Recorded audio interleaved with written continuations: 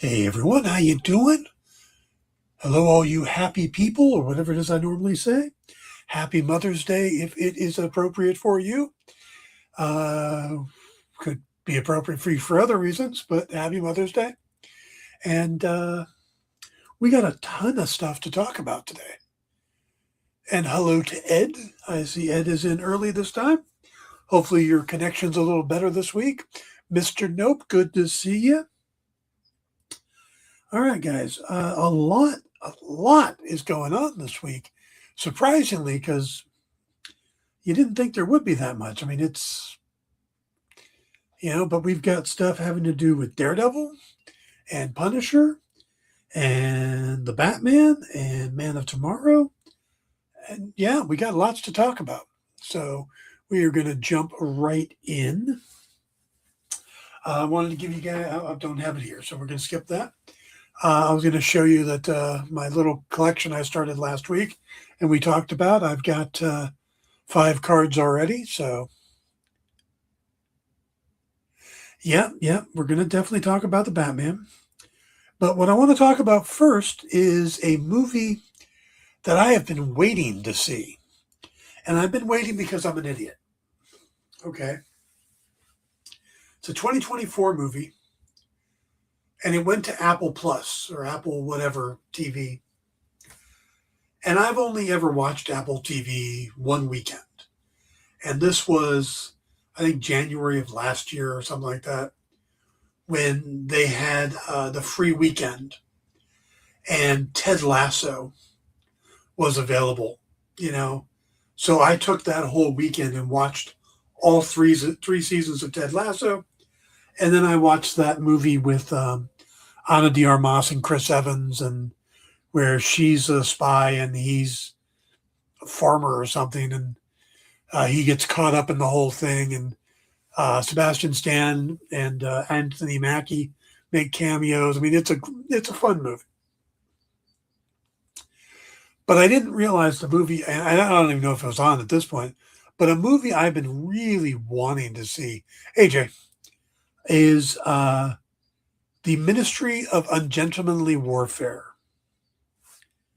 And if you don't know about this movie, this is a Guy Ritchie movie that has one of the most spectacular casts I've ever seen in a war action movie.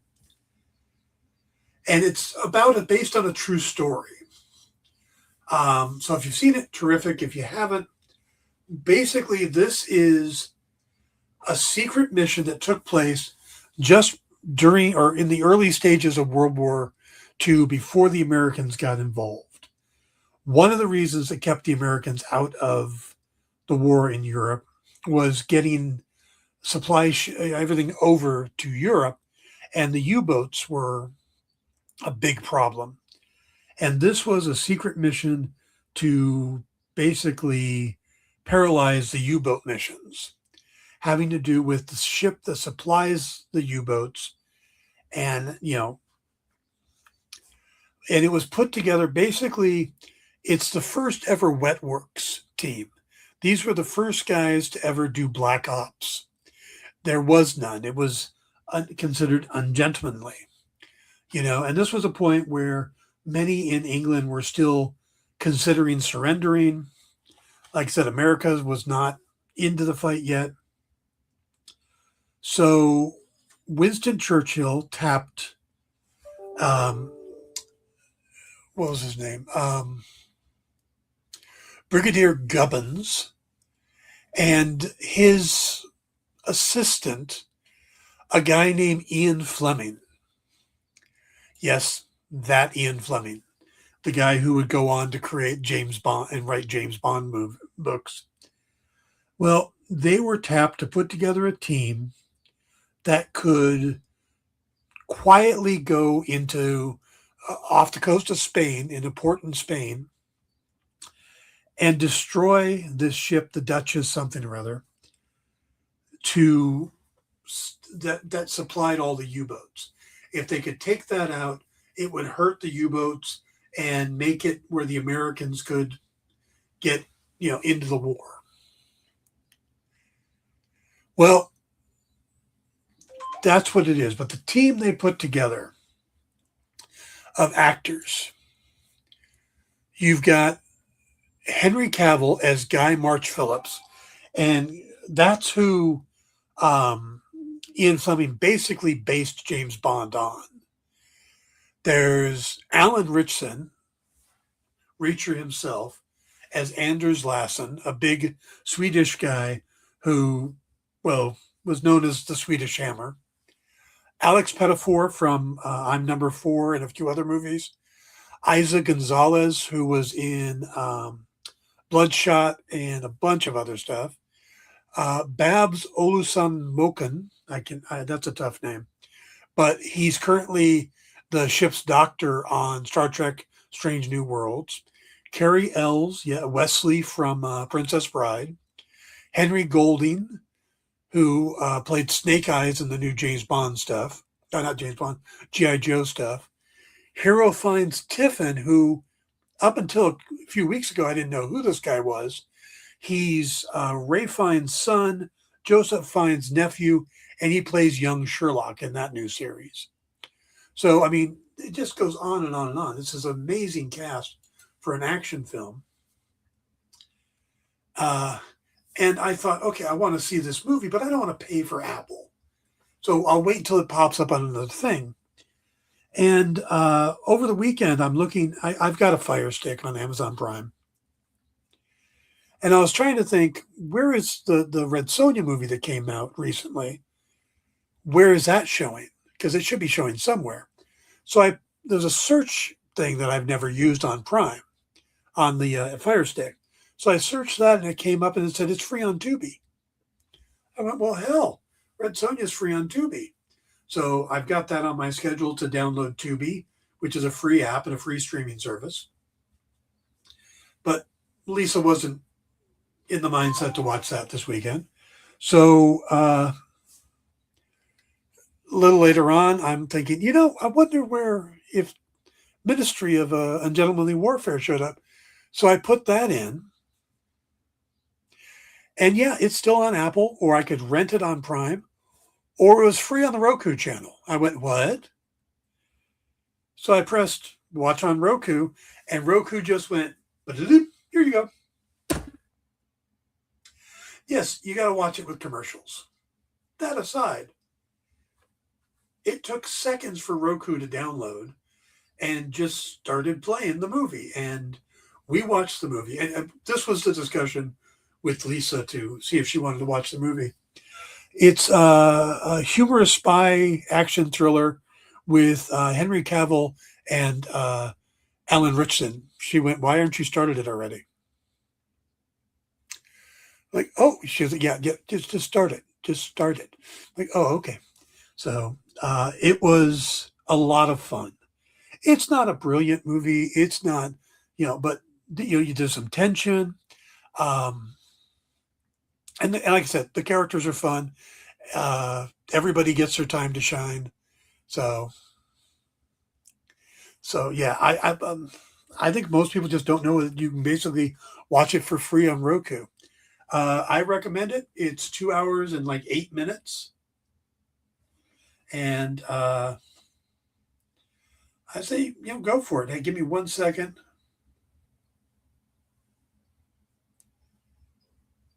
I just need to put something in this text.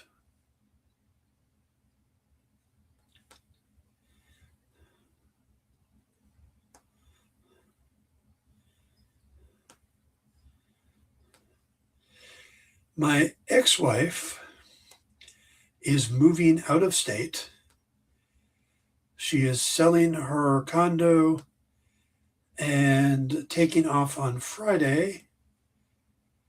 But, and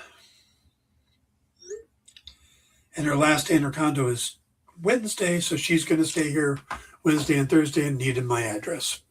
So that's what that was, but I didn't want to delay that. So I don't know what she's putting it in for, but I think she needed it. So, all right. So yeah, Ministry of Ungentlemanly Warfare. And again, it's a Guy Ritchie movie. So it's violent. It's free on the speech. And the These are some pretty crazy people. Oh, and by the way, like I said, it is based on a true story. So definitely a fun watch. All right, let's move on. Before we get to Daredevil, I want to talk about next week. We get, on Tuesday, we get the Punisher one shot, One Last Kill. And I'm looking forward to that. But as you guys know, and the reason I'm tying this together, of course, is John Bernthal. I've watched The Bear. I think it's a great show. They put out a sneak episode of The Bear last week, an episode that nobody knew was coming. And even if you watch The Bear, it's not listed under The Bear on Hulu. It's under Gary. Now, if you're trying to figure out, well, who's Gary and why is it called Gary? Well,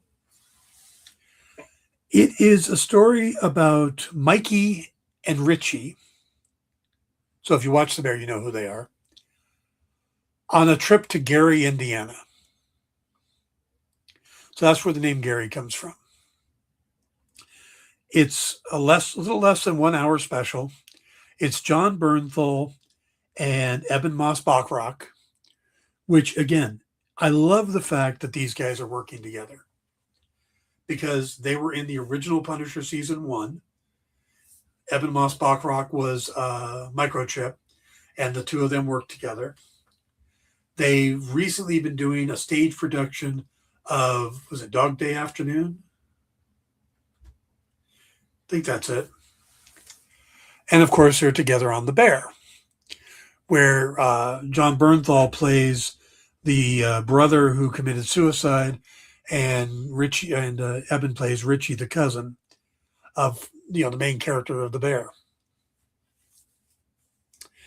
This episode is just bizarre. Hey Jamal, how you doing? So if you watch The Bear and you want to see what Richie and Mikey's relationship was prior to everything, you watch this. The only other reason to watch it is the last couple minutes may be setting something up big for the new season, which comes out in, I think it's June or July. So, Jamal, that's what I've been hearing is that Judith Light is going to be playing Ma Nucci. I've seen some rumors about it. I haven't been able to confirm it, but that is what I've been hearing. So, hey, Pete, how you doing? So, yeah, Judith Light may be in there as Ma Nucci. Kind of surprising. I'm not sure I would have picked her, but I think she can do a good job. So, but yeah, so if you're a fan of The Bear, there is this episode out there. But like I said, it's not listed under The Bear. It's listed under Gary, for Gary, Indiana. You know what, Jamal, let me do one last check here on something.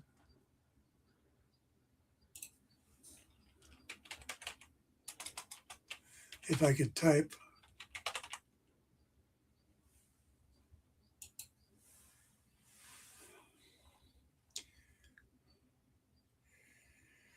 Yeah, I don't see Judith Light officially listed, but there's a good chance. So they've kept the story on that one pretty much, close to the vest. So, all right. So that's my thought on that. I can't wait to see the Punisher special. I think John Bernthal is just amazing as the character. And I've seen all the Punisher. I've seen the Dolph Lundgren. I've seen the Thomas Jane. And of course, the Ray Stevens. And I think Bernthal gets it the closest. So, and Tom is actually someone I know, and I still feel bad about saying it, but Bernthal's the best. So yeah, I'm looking forward to seeing that. And from what I'm hearing is that this is supposed to play simultaneously with the Daredevil season 2. So this is what's happening to the Punisher while everything is going on with Daredevil. So, all right, let's uh, let's switch over to Daredevil.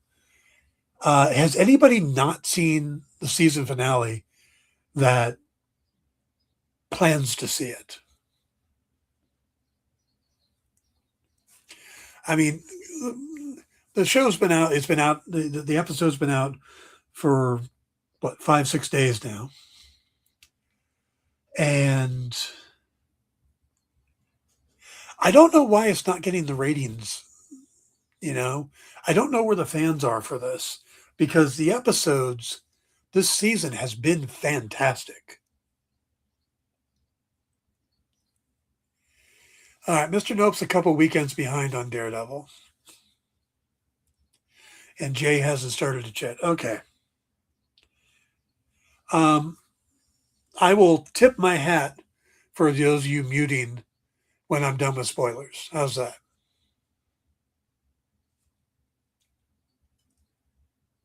So, all right, here we go. So, spoiler time. I have the thing down there already. All right, so this is what's going on. The season finale, I don't know if it surprised me, but it really clicked. I mean, that that was built up well acted. I had a few issues with the courtroom scene, but not the ending. Not once Fisk got in there, not the way it played out. My problems was earlier when Heather was testifying against Karen. Because I'm fairly sure she would be considered unbiased, not only having struck her in prison, but even if they couldn't prove that, the fact that Karen and is currently dating the person that and has a lawyer that used to date Heather would make her an inappropriate person to testify on the mental well-being of a patient.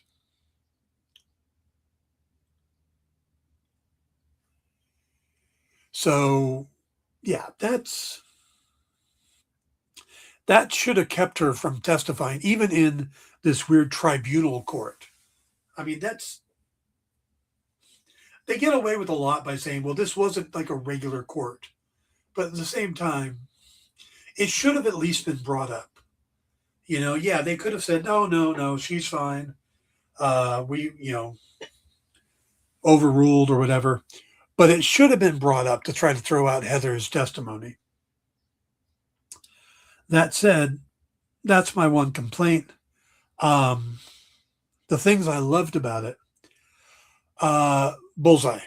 What they've done with Bullseye is just fantastic. I mean, he's really a fun character at this point. Um, the fact that he hooks up with who he hooks up with at the end, I guess I'm still dancing around spoilers a little bit. The fact we get the appearance at the end of LC returning. And Jamal says, I think the show hits too close to home for politically, even if Henry, yeah, I see what you mean. Even if filming happened long before, you know, even the filming happening long before, this isn't that far from how they handled it in the comics.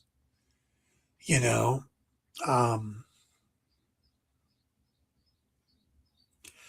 and yeah, it's close to reality, but the fact that it's close to reality just means that all of this is possible.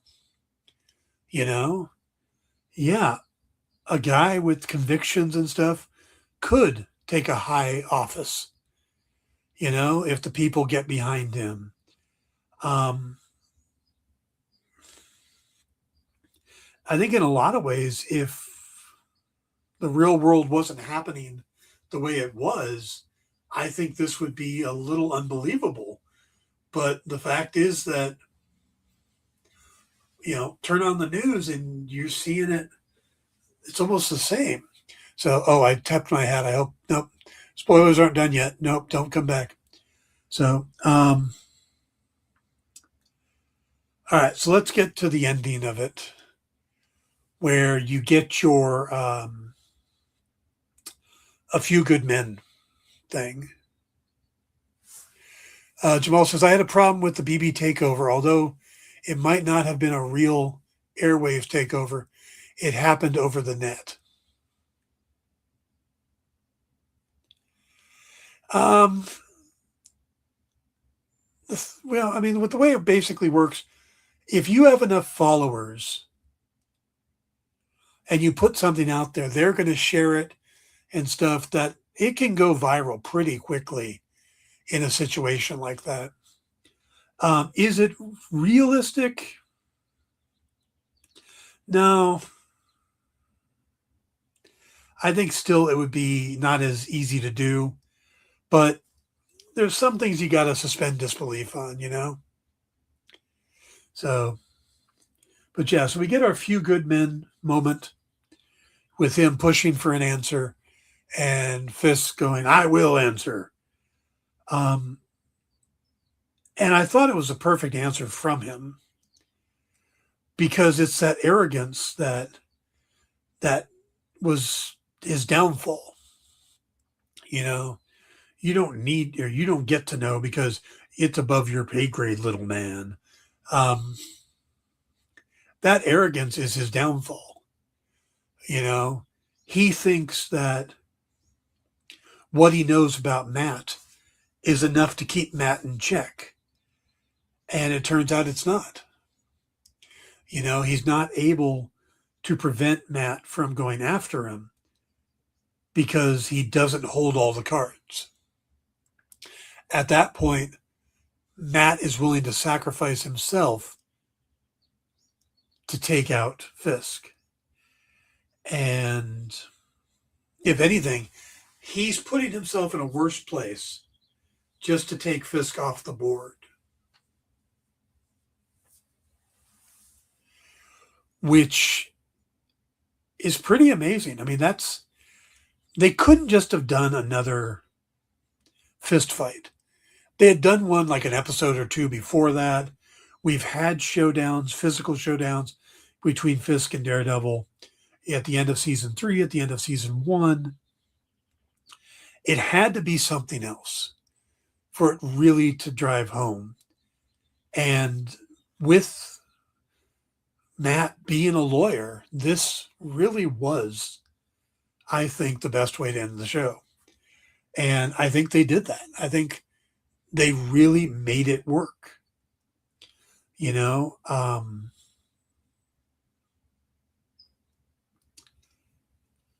I can't wait for season 3 at this point.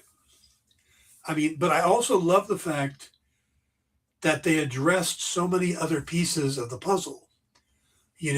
This is what's happening with Jessica Jones and Who Comes Home. This is what's happening with Bullseye. This is where Kingpin went.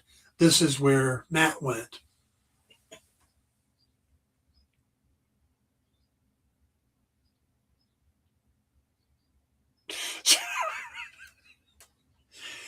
Ed's messing in the chat. Do you think the government stepped in to stop Fisk by offering the deal, assuming he didn't kill all those people in the courthouse? You know what? I think that deal was regardless of the people he killed in the courthouse. And the people in the courthouse,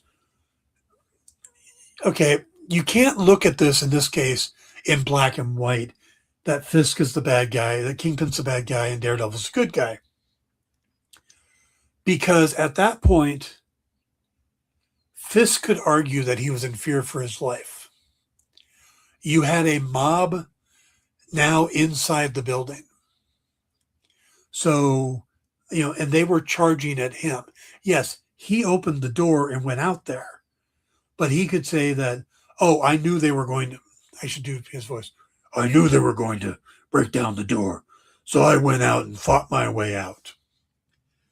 And that's what he did. He didn't use weapons. He just physically beat the living crap out of people.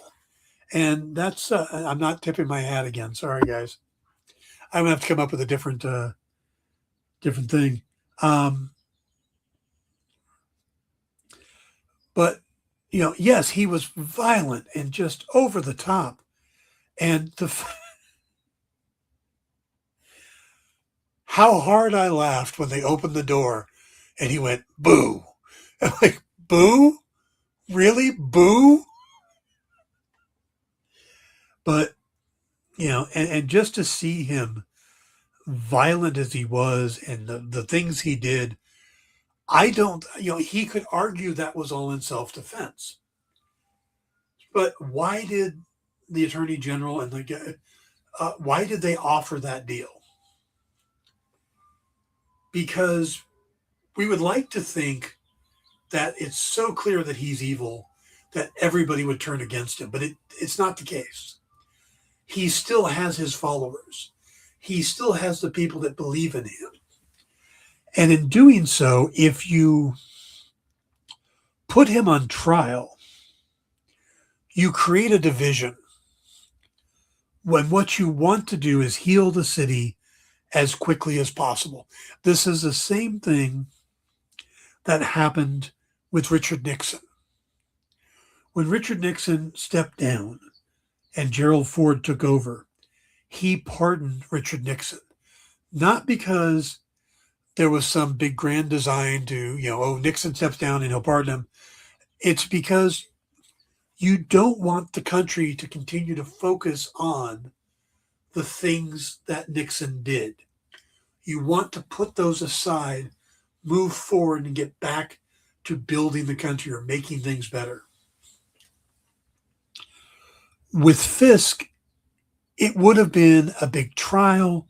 There would have been just an enormous amount of information coming out, where if you make this deal and he rescinds his citizenship and he leaves New York and he lives on his island, it's done. You don't have to relive it. You can start mending the fences between the two sides. He's no longer a martyr. He's someone that left. If you kill him or you convict him, he becomes a martyr for the other side, for the people that believe in him. And that is why they offered him that deal, so that they could put all of it aside and start moving forward as quickly as possible. Is that a great thing? Is that justice? No. But I think it, from a political point of view, from a government point of view, it makes the most sense. It says, do you think that Fisk will appear in the MCU at some point? Absolutely. He's not done. He'll be in season 3. Guarantee it. He'll be in season 3. He'll find his way. I don't think he'll be the big bad of season 3, but I think we'll see him starting to rebuild because A, Vincent D'Onofrio is too good a villain, and B, this happens to him all the time in the comics. He gets brought down and he builds himself back up. It's what he does. So it doesn't make him weak. It makes him resilient. So, yeah, absolutely expect him to come back.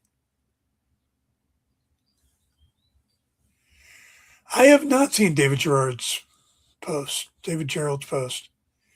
Vengeance or Recovery.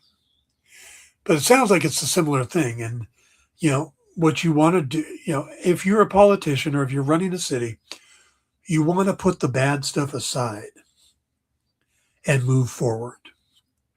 So everything that happened in the courthouse, because as soon as you start trying to prosecute that, you've also got to prosecute all the people that broke in and rushed the place, and you get all these other people. The easiest thing is Daredevil gave himself up. Kingpin has left. You can move forward.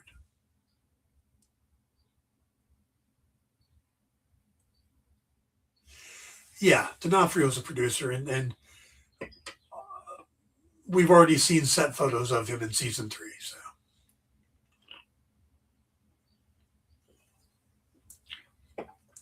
So yeah, expect him to show up at least a little. So overall, I think Daredevil was fantastic. Now I know a lot of people who still consider the Netflix series the best. This for me put it on par with the Netflix stuff. It was definitely better than season 2. Season 2 was weird because you had the Punisher half, which was fantastic. Then you had the Elektra and the hand side, which wasn't as good. So, I mean, it's almost like, season 3, season 1, season 2 of Born Again, maybe season 2 for A, then season 2. I don't know. Bottom line is, I think this is as good as some of the other stuff we saw on Netflix. I think, the bump they had in the road on season 1 is definitely taken care of. And I can't wait to see what they do moving forward.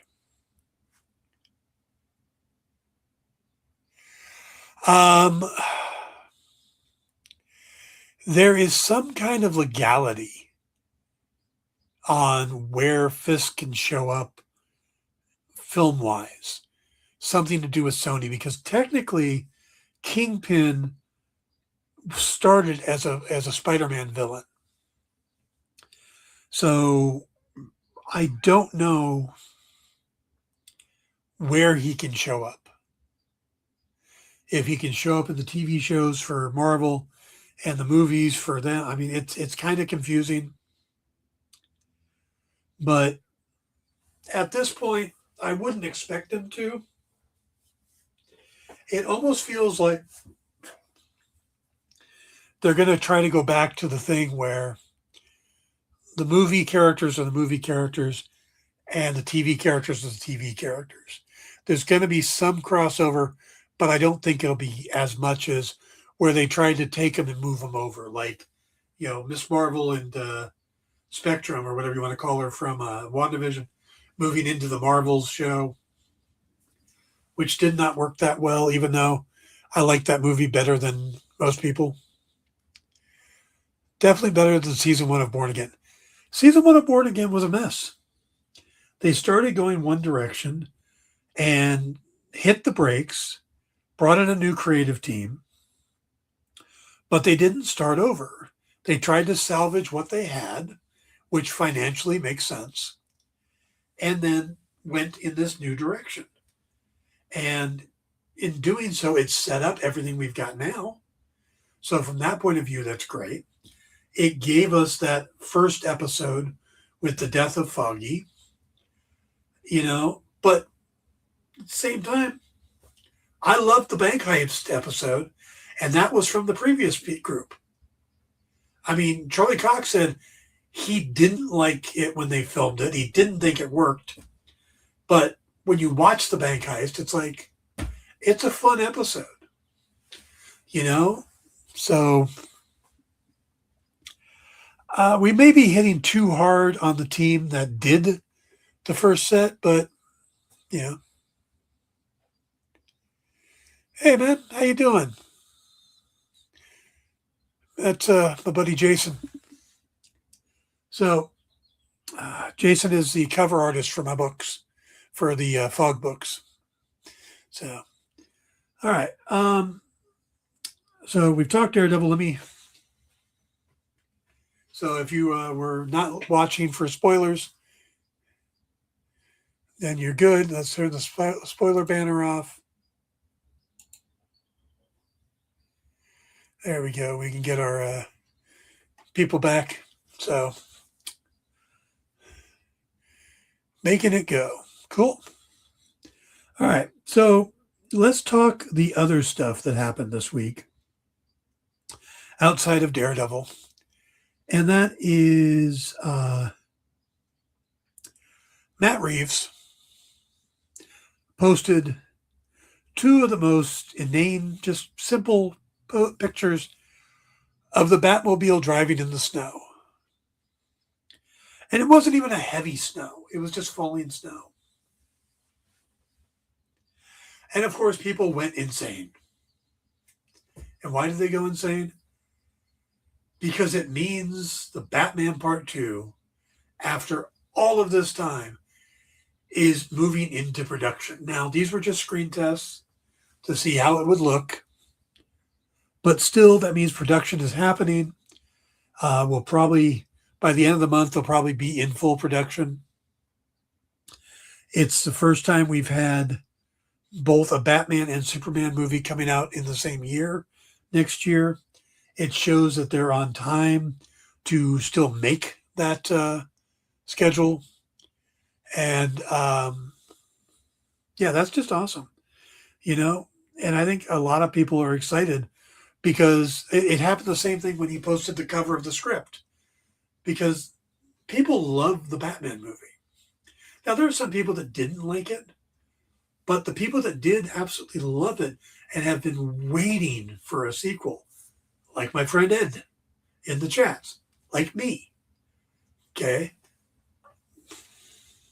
The Batman guys. I loved the Batman movie, and I have been eagerly waiting. I mean, we did get the Penguin, which was fantastic as well. So I'm excited. I'm looking forward to this. And time wise, well, hang on a second. I have some serious questions regarding comic creation on Can DM you later. Absolutely, Jamal. Yes, 5 years is too long to wait for a sequel. I'm not getting any younger. None of us are. None of us are. And neither is Robert Pattinson. But um, what we know for sure about the movie is not as much as we think we know. We know Robert Pattinson's back. We know Andy Serkis is back. And we know that Jeffrey Wright is back. Colin Farrell is supposed to come back for a small part. Everything else, cast-wise, is technically still speculation because they've never been officially confirmed by DC. We know we're told Sebastian Stan is playing Harvey Dent. We're told Charles Dance from Game of Thrones is playing Christopher Dent. That Scarlett Johansson is in the movie, and she might be playing Gilda Dent. We know that, or we're told Barry Keoghan is going to return for some Joker stuff. But most of that's speculation. But the things we do know is that this is supposed to be tapping into a story that's not been told in live action. That doesn't mean it's not a villain we haven't seen, but it means that this story has not been done in live action or in a film, he said, and hasn't been touched upon in film. Now, I know a lot of people go to Long Halloween, but we got parts of Long Halloween in the first Batman movie. So it's going to be interesting to see what it is. But I don't think at any point you're going to be able to look at a Matt Reeves movie and go, oh, he did this story. Because I think in a lot of ways, he's doing his own thing. He may be pulling from, oh, I like this idea out of Hush, and oh, this from the Court of Owls, and this from Long Halloween, and Gotham by Gaslight, and pick and choose. And that's how he comes up with his story. But it is his story at that point. He's not trying to adapt any particular story in the same way that neither is James Gunn. A lot of people thought, oh man, Superman's going to be an all-star Superman. It wasn't. Man of Tomorrow is going to be Panic in the Sky. It's not. They're not trying to adapt. Now, they are doing that with Supergirl. That's because they've specifically said, this is the story we're adapting. But they're not saying that with any of the other ones. They're being influenced by. And so that's what I like about Reeves. He's sampling to get you hooked by creating a new story. I love it. Yeah. And do you really want to see the story you already know? Hush is my favorite Batman story. Do I want to see that exactly? Do I want to see them, bring back Jason Todd? Well, then you got to explain who Jason Todd is. And if you have Jason Todd, well, you got to have um, Dick Grayson and maybe, Tim Drake. And you got to have the Huntress and Batgirl. And if you did Hush exactly. But you could do elements of Hush without all that other stuff. And I think that could work out really well. I think you could do some great elements from Hush and mix it into the crime saga that he's telling and get more into the personal side of Batman, the life of Martha and Jonathan Wayne? No. What's Bruce's father's name?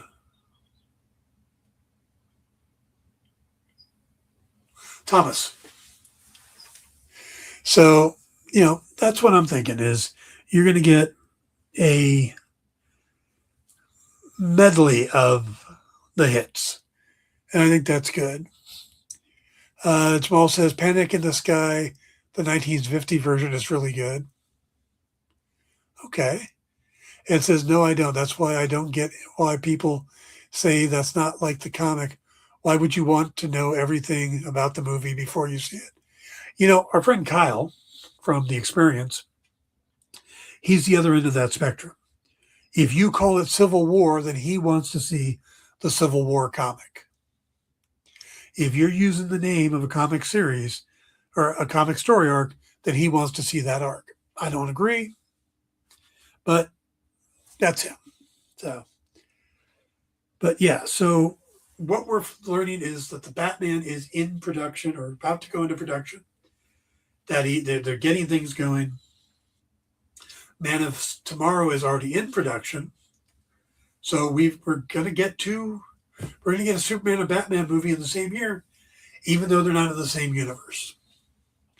And I like the fact that they're not in the same universe because the type of story being told. I don't think a character like the Penguin and the Riddler, as they're portrayed in the Batman, are as menacing when you suddenly introduce characters like Brainiac in the same universe. So the gangster with the limp, I'm supposed to be more concerned about him than the alien who shrinks ships, shrinks cities and puts them into glass bottles. You go take care of the alien. I'm just going to go beat up the guy with the limp. Right?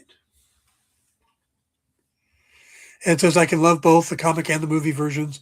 I love the Civil War movie, if for no other reason it finally gave us Spider-Man in the MCU. There you go. So,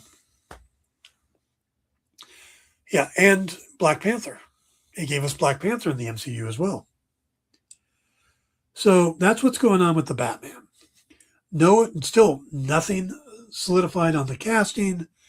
We don't have a plot, but it's going to be in the snow. And that makes sense for what we know from the point of view of a timeline is the Batman starts on Halloween and ends on Election Day. So it starts at the end of October, the very end of October, and goes through the first week or so of November. I mean, the first election day is usually the first Tuesday after the first Monday. So it's probably like 10 days. The Penguin takes place right after. The city's just been flooded, and that goes for about a week. And Penguin's taken over. So, and that's why Batman doesn't show up, is he's a little busy that week. This is supposed to pick up right after the Penguin. So, like, that bat signal might have been the start of the new movie, the bat signal at the end of the Penguin.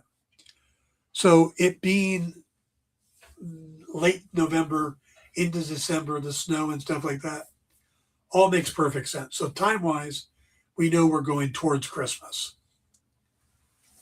It says, so since it's a winter, I can tell my wife that Batman 2 is a Christmas movie. There you go. As long as a Christmas tree shows up somewhere in it, it's a Christmas movie.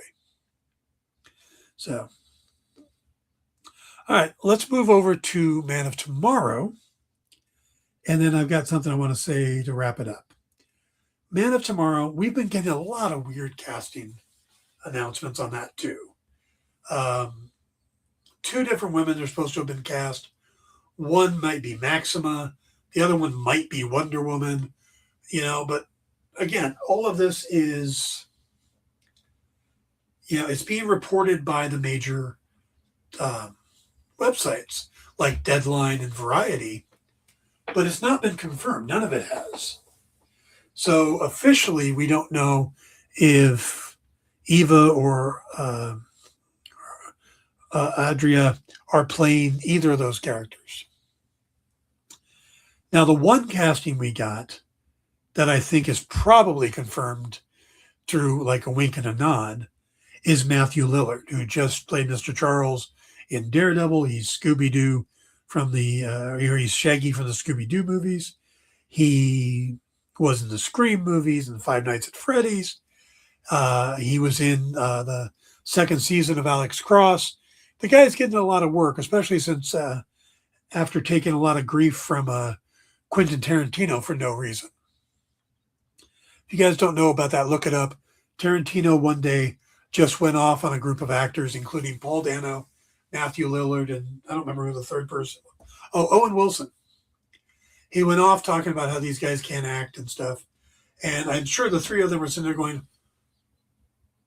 wow, what the hell did we do?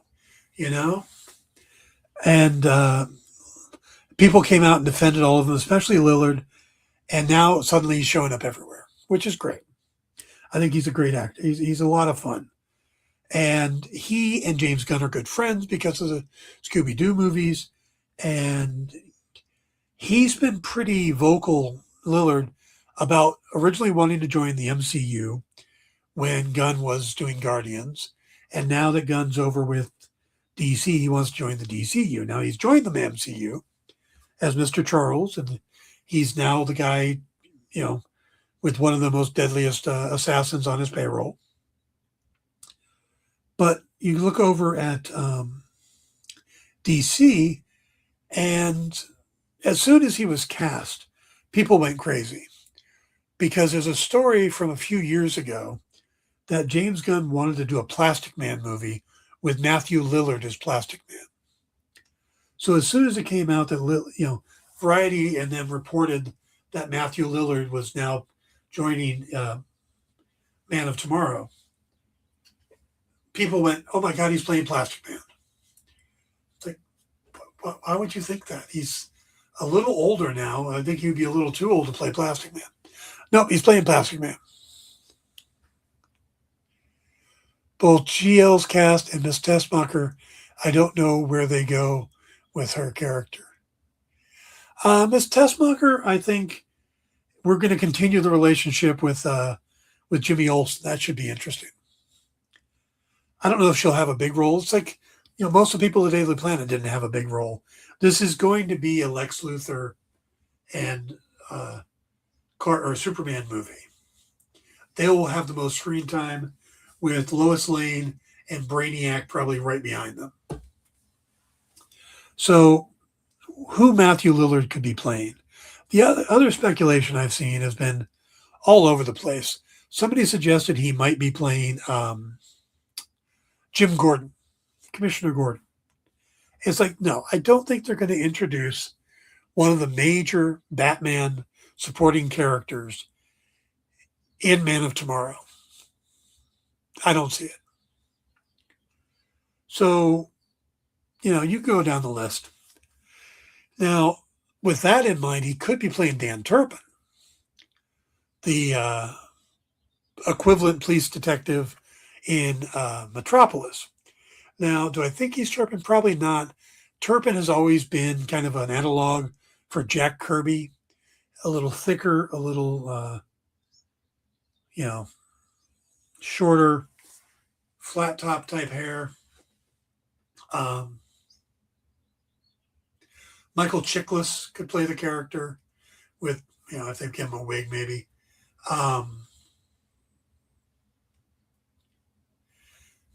There's other actors I just can't think of any right now, but you don't put Matthew Lillard in as that. Now, who I do think he could be, Jay says, well, with some of the ages I've never known was casting, but I wanted Ben Schwartz as Plastic Man. There you go. Yeah, nobody wants to see Matt in that outfit. Matt didn't want to be in a bathtub for the Jessica Jones scene in Daredevil. I don't think he wants to be in the red one unitard. All right, so who I think he's playing. Now, Gunn, of course, posted a picture of the two of them. We know Gunn is down in Atlanta, filming right now. And it's a picture of him and Matthew Lillard together on what looks like it could be a set, could be an office building. But I'm thinking he's going to be Emil Hamilton. We're doing a cosmic thing. We're bringing in Brainiac. So the odds are we're going to Star Labs. And the head of Star Labs, or at least the guy Superman always deals with, is Professor Emil Hamilton. And if you look at the version of him in the comics, or the animated series, Matthew Lillard could work. So just out of my back pocket speculation, I'm thinking he's the guy from Star Labs. He's Professor Hamilton. And I think that works because he'd be a recurring character in the Superman mythos without him being such a big character, So that's my thought on that. Oh, and by the way, when Gunn posted that picture, he said, just wild speculation. Now, he's not saying that Matthew Lillard isn't in the movie. He's saying that Deadline and Variety are speculating. And technically, until it's officially announced, they are. But the way he said it, unlike the other ones where he's like, I don't even know these people, this one was with the picture while he's in Atlanta. There's a good chance we're looking at Matthew Lillard. All right. The other thing I wanted to talk about before we wrap this up is I saw new reporting. And again, reporting nowadays, if it's on Deadline or Variety, you give it some credence. If it's on some this guy, that guy, this gal on Twitter or YouTube or whatever, and they've got a paywall and stuff, that's when you go, hang on, maybe not. Well, this person was saying that if the Paramount merger happens, they are looking to hang on to Gunn, but they're also looking at bringing back the Snyderverse. And that's a trigger thing, to get people to pay to see your message. You talk about the Snyderverse. And I think we got to have a little reality check here. Will they ever go back to the Snyderverse? Could they do a comic to wrap up the series? Sure. Could they do an animated series? Maybe. I would doubt it.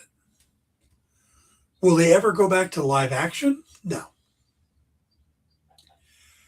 It's not going to happen. And it's not going to happen for some really business reasons. If you're a company like Paramount and you just bought Warner Brothers, you are coming in with a lot of debt. So you need to save money where you can. Now, you have a series of movies that are currently in production and people under contract that are making decent money. Superman made over 600 million. That's what you want. Will Supergirl do over 400 million is likely. You know, you've got this stuff. You're making some money. You're also building a new universe, so you're paying these people a lot less.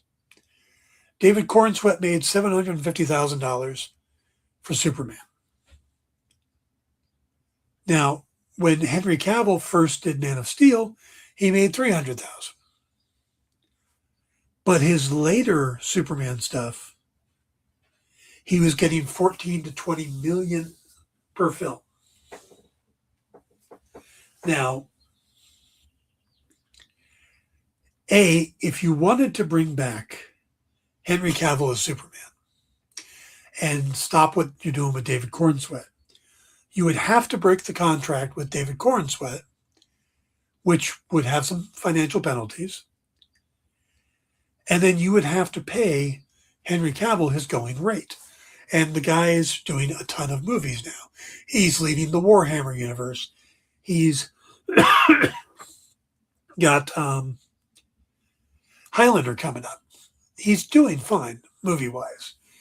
So he's got that In the Gray movie coming out. He's doing fine. So you're going to have to pay him. And he may be leery to come back with everything that happens. With him being brought back and then jerked away again and stuff. So that's iffy right there.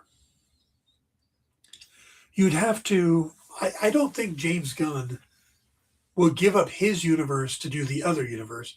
So you're going to have to break contract with him too, and Peter Safran. So now you're breaking a bunch of contracts, and you're paying those penalties. And then you're trying to bring back these other people who have all gotten bigger and bigger, and you're going to have to pay them more and more. So you're paying more for this new people than you are paying for your current people.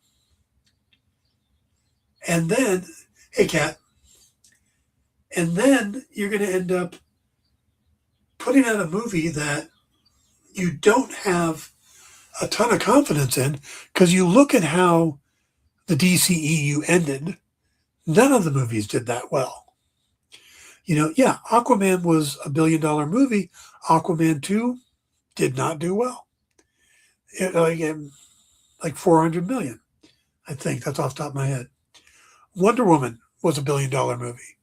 Wonder Woman 1984 definitely wasn't. The Flash was a bomb. Blue Beetle was a lower budget film. It did okay. But the bottom line is, there's nothing there that says that the fans are clamoring. Yeah, there's some vocal people online, but that's it. A group of vocal people is usually smaller than they appear. It's like the objects in the rearview mirror are closer than they are. The number, you can make it seem louder by multiple posting, multiple accounts. It doesn't mean that it's real. What would tell them if it's real or not was how well the Snyder Cut of the Justice League did, which wasn't great.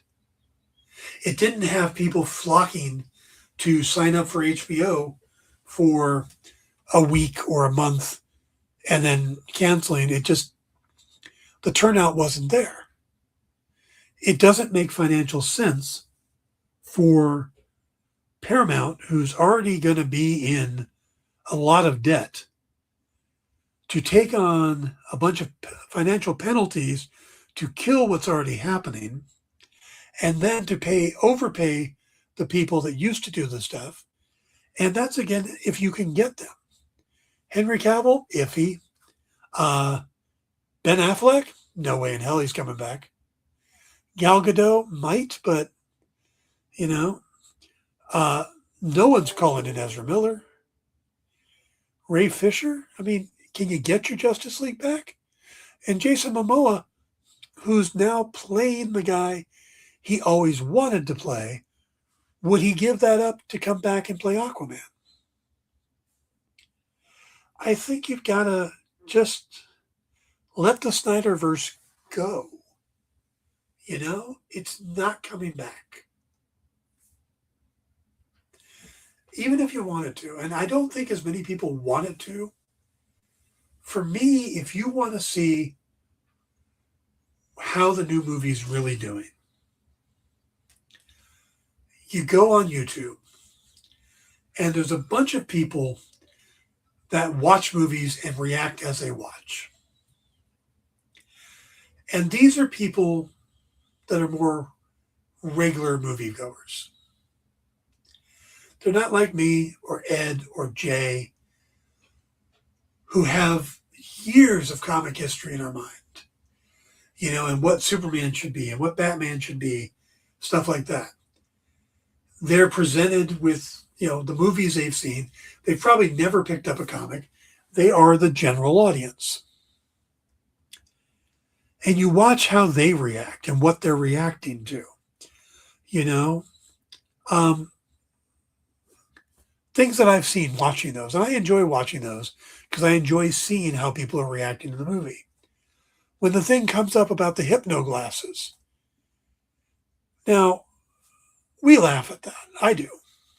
Oh, hypno glasses, come on, that's just silly. That's so comic booky. Nobody would believe that. They do. They accept it, hook, line, and sinker. When Nathan Fillion goes, so you know about the hypno glasses? I have seen so many people go, oh, that's how. Okay. So when you look at him with the glasses on, he doesn't look like Superman. Problem solved. And they move on. The fact that, Lex Luthor doesn't figure it out. Well, Lex Luthor wouldn't figure it out. He's a narcissist. He wouldn't think that Superman would have a secret identity, so why would he be looking for it? But they watch these movies and they're like, oh, I don't know who these people are. Oh, okay, it tells me that's Green Lantern. Didn't there a Ryan Reynolds one? Okay. Hey, isn't that the guy from Firefly? Those are the things that they're concerned about. They're not looking at it going, oh, this isn't as dark as Man of Steel. I like that better. But most of the people that say that kind of stuff are the people that grew up reading comics. And as much as I would like that to be everybody, it's not. Most of the people that are watching these things never been to a comic shop, never picked up a comic. There's some people watching have never seen Man of Steel or the Christopher Reeve Superman or Superman Returns. They've not seen any of those movies.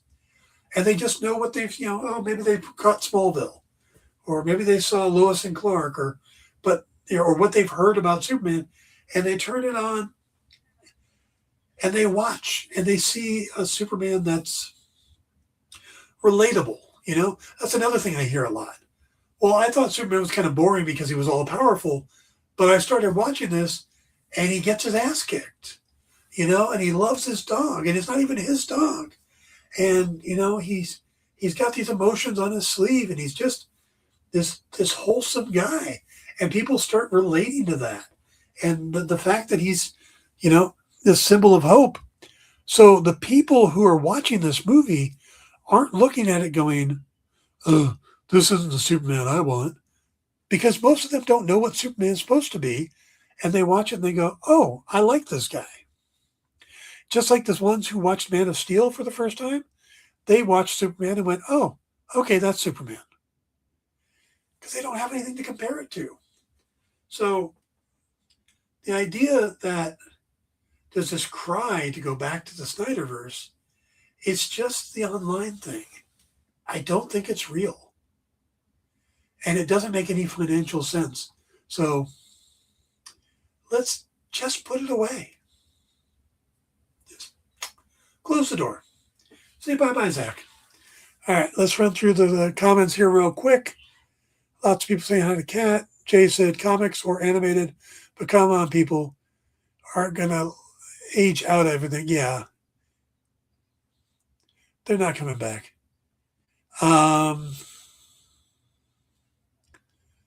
Let's see, anything else? All right, I won at live. All right, you guys were all into talking there, which is cool with me. Please do so. All right, guys, I think I am going to wrap that up there. We've been a little over our hour. I will be back next week to talk about The Punisher, One Last Kill, and anything that pops up this week. I'm hoping now that Man of Steel is in production and the Batman Part 2 is going into production that we're going to start seeing stuff like confirmed cast lists, stuff like that. Maybe, you know how James Gunn did a table read and he posted the photo? I am hoping for that. So we will talk about that all next week. Again, as always, if you guys have questions or comments or stuff, please send me a message. Let me know what you guys want to talk about. You can get me through my website. You can get me through YouTube. And we'll go from there and we'll have our show next week. So great seeing you all. Thank you for showing up. I love the numbers. Please hit the like and subscribe. Tell your friends about the show. We're getting around 8, 9, 10 regular viewers through the whole show.